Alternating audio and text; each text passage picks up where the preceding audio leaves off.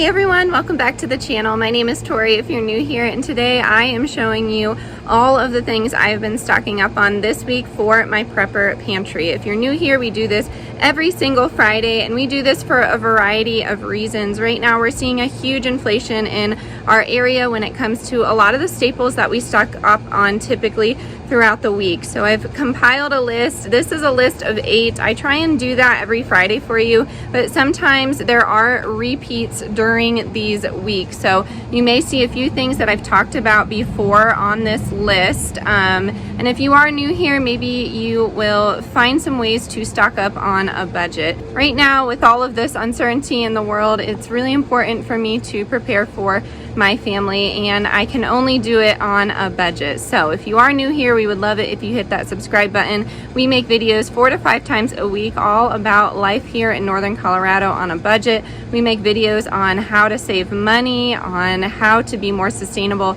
and to prepare for your family in case of emergency. So if you like that kind of thing, make sure you hit that subscribe button. We are a good time. The thing here on the channel is we are all about positivity, and we approach prepping and being on a budget in a calm way. It shouldn't be daunting, it should be easy, and it should be attainable to everyone. So with that being said, I will say if you are experiencing any food insecurity in your home, please dial your local 211, reach out to churches, food pantries, anything in your area that can help you. If you are coming up short on all of those fronts, please feel free to email me and I will do my best to get food to you or find someone in your area that can help you. That's a passion of mine, and if you truly need help, I'm here to help you. So with that being said, I'm gonna get you turned around and take you down into my prepper pantry and show you what I've been stocking up on this week. But of course it varies. I'd love it if you would let me know what you're stocking up on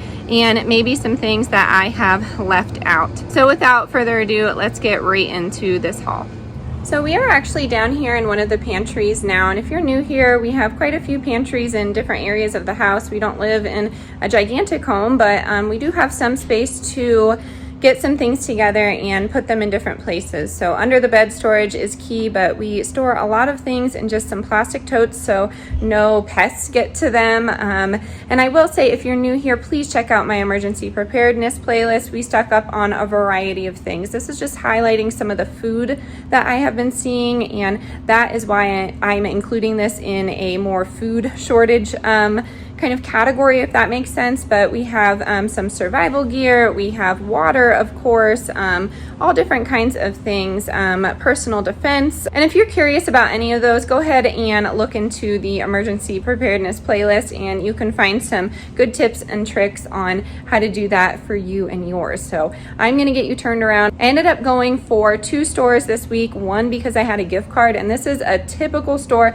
that always gets some hate. It's Whole Foods, just because it's so expensive. We call it Whole Paycheck in my family, but I will admit it's one of my favorite stores to go to. Sometimes I just go in there to walk around. I am a mother of 2, and I will do anything I can to just kind of have some peace and quiet. So I sometimes go to Whole Foods, and while I'm there, I'm writing down prices or typing them in, and there are some affordable things. I will say I had a $30 gift card, so I will show you what I get from Whole Foods on a budget. And then I ended up going to Kroger because they had some deals. If you were here for yesterday's video, you saw that I found some clearance items, but I also found some staples that I get typically every month or so that will save you money if you buy more of it. So I'm gonna get you turned around, show you what I got. The air conditioner has turned off so I can talk to you a little bit more clearly now. I do have my little helper down here if you hear him chewing on some muffins that he made, but I'm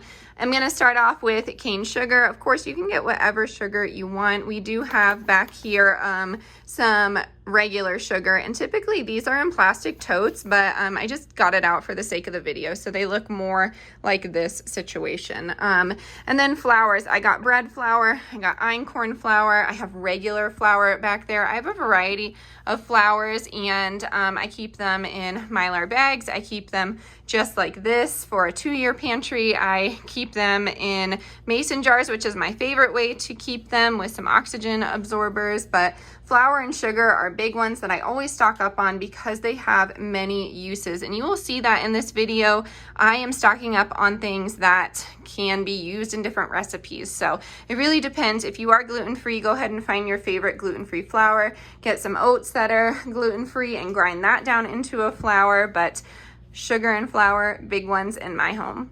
Next up is going to be shelf-stable milk. I ended up just getting the Horizon Organics because they were on sale at Whole Foods. That's going to be a month-long sale is what I'm told in my area. But there is organic low-fat milk, shelf-stable like this, and it's perfect for the kids. So I always like having that on hand. I will say we have some dry milk powder, and I think it's right on top here. Yes, it is. Okay, so I can grab that. But the dry milk powder is great for cooking and things like that. I've never really tried to give it to my kids as like a glass of milk, if that makes sense. But yeah, so this is just for cooking. My daughter actually doesn't drink dairy milk. She is more of an oat milk drinker, and I myself am plant-based, so I am typically drinking oat milk. And of course, we have variety in this pantry. We are not just stocking up on basics. So we have oatmeal like this. We have regular oats to grind it down. We have different brands. I'd like to say that there's no one size fits all here. So often I see in prepping that people do it in specific ways, or there is a community like myself that does do all sorts of different ways to preserve and prepare for their family. They do have a garden. They do use Mylar bag storage. They freeze. They use mason jar storage. Sometimes they get things from different stores. They have food that has been processed. Processed foods is like a huge no-no according to a lot of people, but if that works for your family, if that's how you're preparing, that's totally fine. And a little bit goes a long way. Every bit counts. So I really think that it's important to talk about that because it's not really talked about a lot. And a lot of the time there's some scare tactics when it comes along with prepping. So I just wanted to pop on there and tell you that. Let me get you turned around and show you what I got at Kroger as well. So this is my go-to at Kroger, the 4-pack of Simple Truth beans. They're organic canned beans, and I have 2 garbanzos and 1 pinto back there. And then I have some shelf-stable protein that just needs to go in here. I wanted to show you that though. And the 4-pack is cheaper if you buy it like that. So that's up to you. You will see some Survival chocolate shake mix back there. That's not really on my list of 8 right now, but 4 Patriots is an awesome company. You can go ahead and check those out in the description box down below. And then next up is going to be some of those easy meals. So instant mashed potatoes. You might see some of these, the cheeseburger skillets, macaroni and cheese, but instant mashed potatoes is on the list this week because I saw it go up in price by 46 cents, which may not seem like a lot, but to me it is. So I went ahead and grabbed a few at Walmart the other week, but they have it at different places. They are all going up in price. I'm not sure why.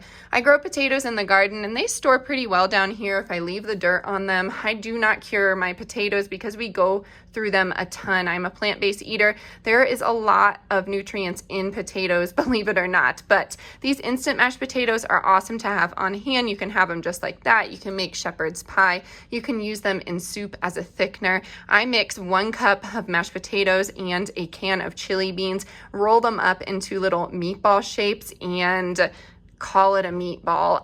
We're going to air quote it though for those people that get offended by that. And you can put that over potatoes. It really is just a great staple to have on hand. You could, of course, dehydrate or freeze dry your own potatoes as well. But I've seen with that it just doesn't go a long way. So this is a better bang for my buck, but it's totally up to you. And that is going to be number 4 on the list that I have stocked up on, that I have seen a huge price increase on. So that is number 4. All right, number 5 is spices on the list. They have gone up 18 cents. Again, not a huge price increase, but I like to stock up when I can. So these are at Kroger, the Smidge and Spoon, but I get the basics, garlic powder. Sometimes I get fancy and get some curry powder. Sesame seeds are a great source of nutrients. This guy was actually 45 cents, so the la bodegas aren't that bad. I get them from a local Hispanic grocer here, so I mean, it's up to you. Utilize what you can in your area. Cajun seasoning is awesome on rice.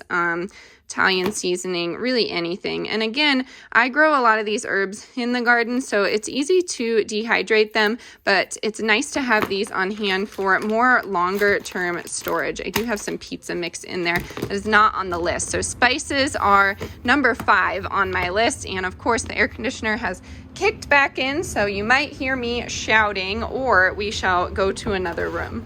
So we are always stocking up on canned vegetables and things of that nature. And recently I started getting sauerkraut in the jar. I do like to ferment my own. I know I keep saying things like that, but we are half and half. We home make and we do things canned, like this sauerkraut here. So that leads me to number 6, and that's something fermented. It's great for gut health. Even if you are getting some sort of probiotic in vitamin form, you can do that. You could freeze dry yogurt if you wanted to and make little yogurt bites, put them in some sort of mason jar storage and get all the air out of that. But something that has good ferments in it is super important if you're not doing that already on your countertop. I'm actually doing fermented beets right now, so we'll see how that turns out. I've never tried it before, but I love beets and I love anything fermented. So that is number 6 on the list. And then number 7, this is a repeat, so that's what I was talking about in the beginning, but it's going to be diced tomatoes. I do can a lot, water bath can a lot of my tomatoes from the garden, but diced tomatoes have been going up in price. This Organic Valley has stayed true on sale for the last 2 weeks. So I went ahead and grabbed 3 more cans, and then I also got the crushed peeled tomatoes. So you can make pizza sauces, of course. You could put them in chilies, curries. Sometimes I put them in my veggie burgers. I love mixing them with rice. If you check out some of my recipe playlists, you will see all of the ways that I use canned tomatoes. So I got a bunch of those. That's number 7 on the list. And then last but not least, I tried to wedge myself back in here, but last but not least is going to be alcohol. Yes, to drink. You could barter with alcohol, but I like making my own tinctures. So I take these quilted jars, really any vessel I can get in, and I make my own tinctures with things from the garden. So I have a rose tincture back here that I've been working on. It's been here for I think about a month, but rose is really great. I have a video all about tinctures and what you can use them for medicinally.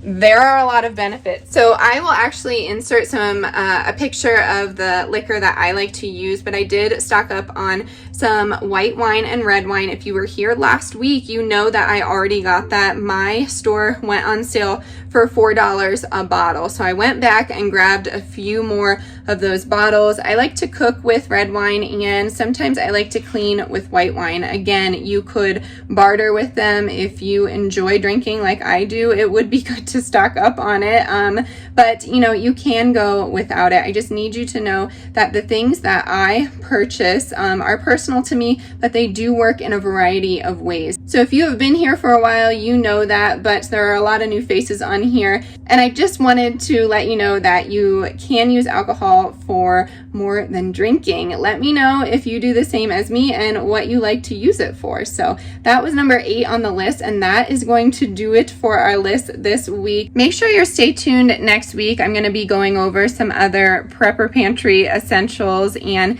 how you can do it with small spaces. I got a few questions about that, and I'd love to share some of my ideas with you. Some of them are a bit unconventional, but I'm excited to share with you what you can do when you live in a small spot and you do want to prepare, but you don't want to have these massive storage racks. I have you covered. I've been there. I've been in your shoes, and I want to help. So make sure you're subscribed so you don't miss next week's Friday video. Alrighty everyone, that is going to do it for today's video. I really hope you got some inspiration to stock up on the cheap, and I hope you got some inspiration to find some things in your area that you have seen just kind of going up in price by cents, by dollars, and it encourages you to stock up on those items. I am such a stickler, as you saw in this video, for items that can be used in multiple ways, and I also love stocking up on things that my family enjoys. So whenever you get the chance, I encourage you to do so. Again, if you're experiencing food insecurity in your area, please dial your local 211 or reach out to me